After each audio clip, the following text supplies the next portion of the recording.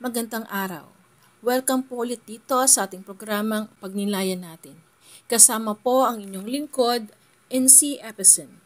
Isang panibagong Bible verse na naman po ang ating sabay-sabay na pagnilayan sa episode na ito mula sa the book of 2 Timothy chapter 4 verses 7 to 8 na nagsasabing, I have fought the good fight.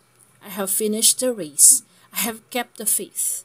From now on, there is reserved for me the crown of righteousness, which is the Lord. The righteous judge will give me on that day, and not only to me, but also to all who have longed for His appearing. Bilang isang Kristiyano, dapat nating mapagtanto na tayo ay binigyang buhay sa mundong ito bilang mga misyonaryo ng Diyos. Marami sa atin ang hindi paganap na sumasampalataya sa Diyos Ama at tumanggap kay Hesu Kristo na ating poon at tagapagligtas, kung saan ang ating inaasam-asam na buhay na walang hanggan ang may kalabuan pa. Inatasan ng Diyos ang bawat isa sa atin na ipangaral at ipahayag sa mga kapatid natin na nasa gitna ng karimlan ang kanyang banal na ebanghelyo ng kaligtasan upang sila'y maliwanagan at magkaroon ng pag-asa sa buhay. Dapat nating tingnan ang lahat ng tao sa buong mundo na may habag at ituring natin ang mga taong hindi nanampalataya bilang mga nawawalang tupa. Kailangan nating gawin ang ating misyon ng unti-unti, subalit tuloy-tuloy nang hindi tumigil upang makatulong tayo sa paghatak ng mga nawawalang tupa. Pabalik sa ating poong may kapal, sa ganitong paraan ay makakasiguro tayo na mas maraming tao pa ang maliligtas pagdating sa huling paghukom. May langit na makamtan at imperno na dapat iwasan. Kailangan nating hayaan ang pag-ibig sa ating mga puso na mag-udyok sa atin na ipangaral sa bawat isa ang mabuting balita ng kaligtasan at ang pinangako ng Diyos na buhay na walang hanggan sa piling niya, sa kanyang kaharian sa langit na inilalaan niya para sa mga taong naniniwala, sumasampalataya at tumanggap kay Hesu Kristo na ating tagapagligtas. Ito ang pangunahing calling sa ating lahat bilang mga anak ng Diyos, na ipahayag at ipalaganap ang ebanghelyo ni Hesu Kristo, ang kanyang Paschal Mystery, ang kanyang pagpasakit, pagkamatay sa krus at ang pagkabuhay muli. Ang ating pagsagot sa tawag ng Diyos ay magsisimula una sa ating mga tahanan mismo, sa pamamagitan ng pangangaral ng mga salita ng Diyos sa ating mga kasama sa bahay, lalo't higit sa ating mga anak na sentro ng samot-saring pagsubok sa panahon ngayon. Pangalawa, sa ating mga kapitbahay. At pangatlo, sa institusyon o komunidad kung saan tayo nagtatrabaho o napabilang. Ipakita natin sa ibang tao na namumuhay tayo bilang mga anak ng Diyos sa pananalita, galaw at pag-uugali, at ipahayag natin ang ating otoridad o kapangyarihan bilang mga anak ng Diyos sa pamamagitan ng pagpapalaganap ng kanyang mga salita para sa kapurihan at kaluwalhatian niya. Hindi kailangan na maging isang pare, madre o pastor tayo upang magpalaganap ng mga salita ng Diyos.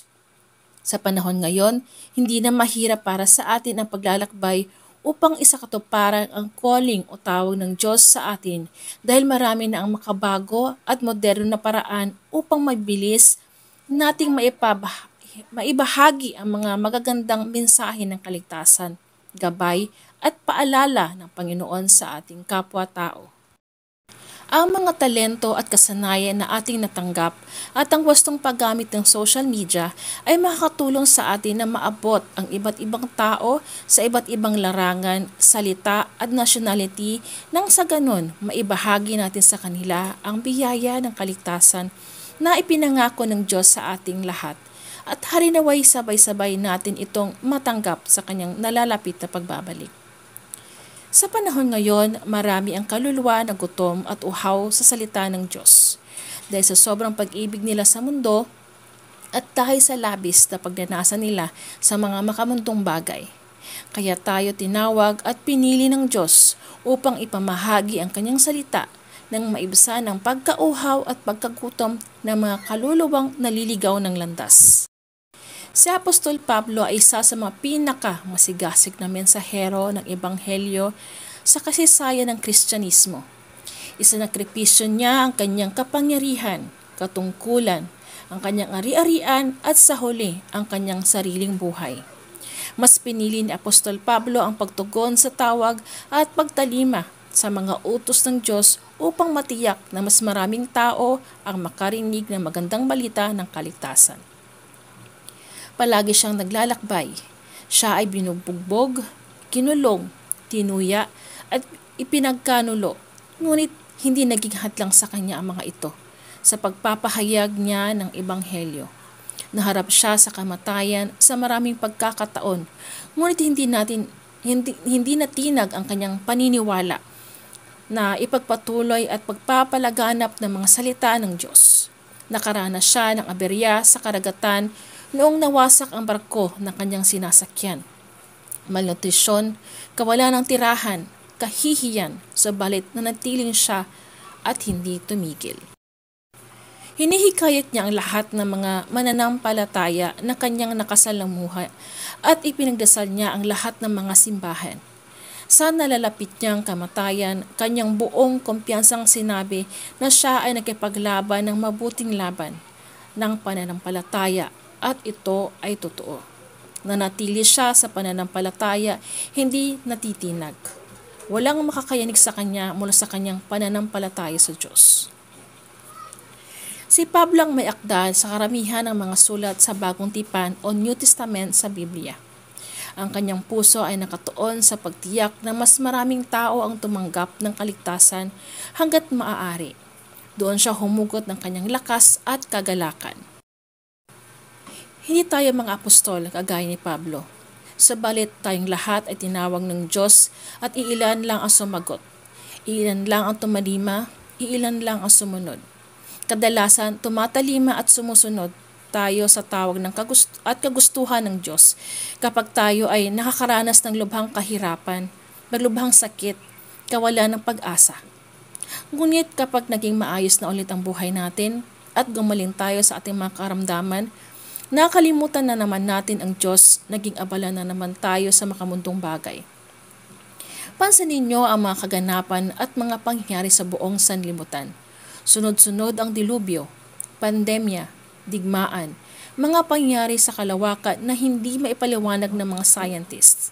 Talamak ang immoralidad, kawalan ng Diyos sa puso ng karamihan. Ubos ang oras sa maling paggamit ng social media at wala ng oras magbasa ng Biblia.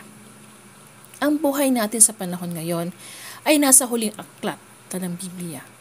Ang aklat ng pahayag o revelation, kung saan nakasaad dito ang mga kahindik-hindik na mga kaganapan habang papalapit ng pagdating ng Panginoong Hesus.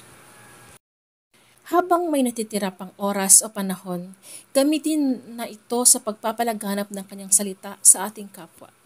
Patuloy natin ang Panginoong Hesus at hayaan nating tumira siya sa ating mga puso at puspusin nawa tayo ng banal na Espiritu Santo. Luwalhati sa Ama, sa Anak at sa Espiritu Santo, kapara nung una, ngayon at magpakailanman. Amen.